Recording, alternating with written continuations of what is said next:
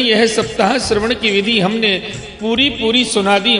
अब और क्या सुनना चाहते हो?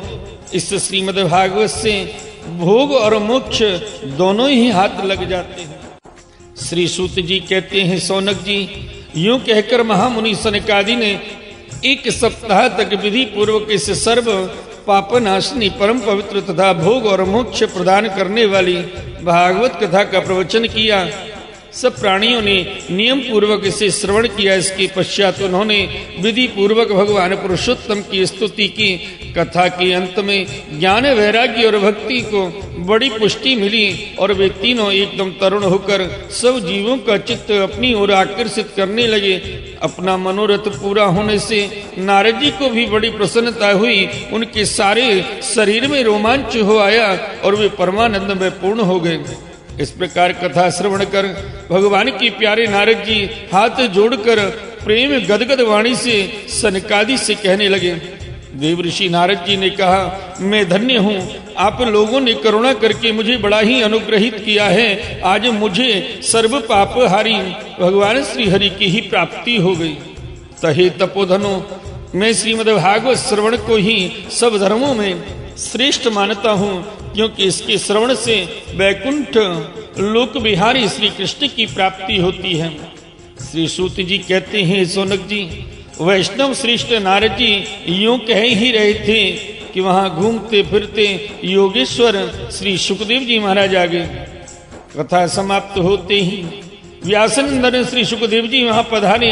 16 वर्ष की सी आयु आत्मलाभ से पूर्ण ज्ञान रूपी महासागर का संवर्धन करने के लिए चंद्रमा के समान वे प्रेम से धीरे धीरे श्रीमद् भागवत का पाठ कर रहे थे। परम तेजस्वी श्री सुखदेव जी को देखकर सारे सभासद झटपट खड़े हो गए और उन्हें एक ऊंचे आसन पर बिठाया। फिर देवऋषि नारद जी ने उनका प्रेम पूर्वक पूजन किया। उन्होंने सुख पूर्वक बैठकर कहा, आप लोग मेरी निर्मल वाणी सुनिए। श्री सुखदेव जी बोले, रसिक एवं भावुक जन, यह श्रीमद् भागवत वेद रूप कल्प वृक्ष का परिपक्व फल है। श्री सुखदेव रूप सुख के मुख का संयोग होने से अमृत रस से परिपूर्ण है। यह रस ही रस है, इसमें न छिलका है न गुठली। यह इसी लोक में सुलभ है। जब तक शरीर में चेतना रहे तब तक आप लोग बार बार इसका पान करें। महामुनि व्यासदेव ने श्रीमद् भागवत महापुराण की रचना की है। इसमें निष्कपट निष्काम परम धर्म का निरूपण है। इसमें शुद्धांत कर्ण सत्पुरुषों की जानने योग्य कल्याणकारी वास्तविक वस्तु का वर्णन है, जिससे तीनों तापों की शांति होती है। इसका आश्रय लेने पर दूसरे शास्त्र अथवा साधन की आवश्यकता नहीं। जब कभी पुण्यात्मा पुरुष इसकी श्रवण की इच्छा करते हैं तभी ईश्वर अविलंब उनके हृदय में अवरुद्ध हो जाता है। यह भागवत पुराणों का तिलक और वैष्णवों का धन है। इसमें परमहंसों की प्राप्य विशुद्ध ज्ञान का ही वर्णन किया गया है तथा ज्ञान, वैराग्य और भक्ति के सहित निवृत्ति मार्ग को प्रकाशित किया गया है। जो पुरुष भक्ति पूर्वक इसके श्रवण, पठन और मनन में तत्पर रहता है वह मुक्त हो जाता है। यह रस स्वर्गलोक, सत्यलोक, कैलाश और वैकुंठ में भी नहीं है। इसलिए भाग्यवान श्रोताओं, तुम इसका खूब पान करो, इसे कभी मत छोड़ो, मत छोड़ो। श्री सूत जी कहते हैं, श्री सुखदेव जी इस प्रकार कह ही रहे थे, उस सभा के बीचों बीच प्रहलाद, बलि, उद्धव और अर्जुन आदि पार्षदों के सहित साक्षात श्री हरि प्रकट हो गए। तब देव ऋषि नारद ने भगवान और उनकी भक्तों की यथोचित पूजा की। भगवान को प्रसन्न देखकर देव ऋषि ने उन्हें एक विशाल आसन पर बिठा दिया और सब लोग उनके सामने संकीर्तन करने लगे। श्रीमन नारायण नारायण नारायण, श्रीमन नारायण नारायण नारायण, भजमन नारायण नारायण नारायण, लक्ष्मी नारायण नारायण नारायण, श्रीमन नारायण नारायण नारायण, श्रीमन नारायण नारायण नारायण नारायण। उस कीर्तन को देखने के लिए जगत जननी मां पार्वती के सहित भूत भावन भोलेनाथ महादेव जी और ब्रह्मा जी भी आए। कीर्तन आरंभ हुआ। प्रहलाद जी तो चंचल गति फुर्तीले होने के कारण करताल बजाने लगे। उद्धव जी ने झांझें उठा ली। देवऋषि नारद वीणा की ध्वनि करने लगे। स्वर विज्ञान गान विद्या में कुशल होने के कारण अर्जुन राग लापने लगे। इंद्र ने मृदंग बजाना आरंभ किया।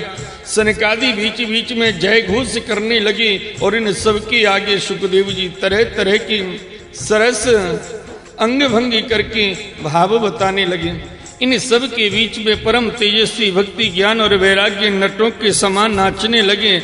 ऐसा अलौकिक कीर्तन देखकर भगवान प्रसन्न हो गए और इस प्रकार कहने लगे, मैं तुम्हारी इस कथा और कीर्तन से बहुत प्रसन्न हूँ। तुम्हारे भक्ति भाव से इस समय मुझे अपने वश में कर लिया है। अतः तुम लोग मुझसे वर मांगो। भगवान के ये वचन सुनकर सब लोग बड़े प्रसन्न हुए और प्रेमाद्र चित्त से भगवान से कहने लगे, हे भगवान, हमारी यह अभिलाषा है कि भविष्य में भी जहाँ कहीं सप्ताह कथा हो वहाँ आप इन पार्षदों के सहित अवश्य पधारें। हमारा यह मनोरथ पूर्ण कर दीजिए। भगवान तथास्तु कहकर अंतर ध्यान हो गए। इसके पश्चात नारद जी ने भगवान तथा उनके पार्षदों के चरणों को लक्ष्य करके प्रणाम किया और फिर सुखदेव जी आदि तपस्वियों को भी नमस्कार किया।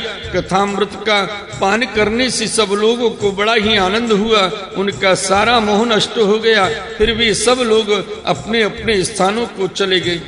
उस समय श्री सुखदेव जी ने भक्ति को उसके पुत्रों सहित अपने शास्त्र में स्थापित कर दिया। इसी से भागवत का सेवन करने से श्री हरि वैष्णवों के हृदय में आविराजते हैं।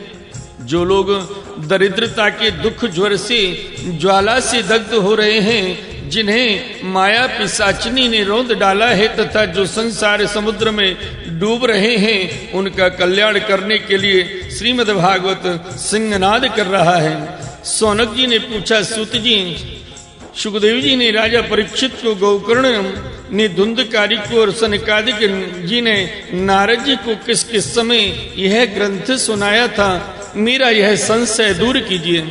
श्री सूत जी ने कहा, भगवान श्री कृष्ण के स्वधाम गमन के बाद कलयुग के 30 वर्ष से कुछ अधिक बीत जाने पर भाद्रपद मास की शुक्ला नवमी को श्री सुखदेव जी ने कथा आरंभ की थी।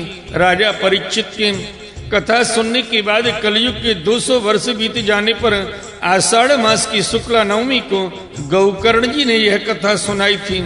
इसके पीछे कलयुग के 30 वर्ष और निकल जाने पर कार्तिक शुक्ला नवमी से सनकादि ने कथा आरंभ की थी। निष्पाप सौनक जी, आपने जो कुछ पूछा था उसका उत्तर मैंने आपको दिया। इस कलयुग में भागवत की कथा भवरोग की रामबाण औषधि है। संत जन, आप लोग आदर पूर्वक इस कथामृत का पान कीजिए। यह श्री कृष्ण को अत्यंत प्रिय, संपूर्ण पापों का नाश करने वाला, मुक्ति का एकमात्र कारण और भक्ति को बढ़ाने वाला है। लोक में अन्य कल्याणकारी साधनों का विचार करने और तीर्थों का सेवन करने से क्या होगा? अपने दूत को हाथ में पास लिए देखकर यमराज उसके कान में कहते हैं, देखो, जो भगवान की कथा वार्ता में मत्त हो रहे हों उनसे दूर रहना। मैं औरों को ही दंड देने की शक्ति रखता हूँ, वैष्णवों को नहीं। इस असार संसार में विषय रूप विष की आसक्ति के कारण व्याकुल बुद्धि वाले पुरुषों अपने कल्याण के उद्देश्य से आदि क्षण के लिए भी इस सुख कथा रूप अनुपम सुधा का पान करो। प्यारे भाइयों, निंदित कथाओं से युक्त कुपथ में व्यर्थ ही क्यों भटक रहे हो? इस कथा के कान में प्रवेश करते ही मुक्ति हो जाती है। इस बात के साक्षी राजा परीक्षित हैं। श्री सुखदेव जी ने प्रेम रस के प्रभाव में स्थित होकर इस कथा को कहा था। इसका जिसके कंठ से संबंध हो जाता है वह वैकुंठ का स्वामी बन जाता है। हे सौनक जी, मैंने अनेक शास्त्रों को देखकर आपको यह परम गोप्य रहस्य अभी सुनाया है। सब शास्त्रों के सिद्धांतों का यही निचोड़ है। संसार में इस सुख शास्त्र से अधिक पवित्र और कोई वस्तु नहीं है। अतः आप लोग परमानंद की प्राप्ति के लिए इस 12 स्कंद रूप रस का पान करें। जो पुरुष नियम पूर्वक इस कथा का भक्ति भाव से श्रवण करता है और जो शुद्धांत करण भगवत भक्तों के सामने इसे सुनाता है, वे दोनों ही विधि का पूरा पूरा पालन करने के कारण इसका यथार्थ फल पाते हैं। उनके लिए त्रिलोकी में कुछ भी असाध्य नहीं रह जाता। प्रभु के प्यारे भक्त वृंदो, यहीं पर श्रीमद् भागवत महापुराण का महात्म संपूर्ण होता है। बोलिए सच्चिदानंद भगवान की जय। हरि ओम तत्सत। श्री गणेशाय नमः। आइए भक्त वृंदो, श्रीमद् भागवत महापुराण के प्रथम स्कंद में पहला अध्याय श्री सूत जी से शौनकादि ऋषियों का प्रश्न मंगलाचरण श्रवण करते हैं।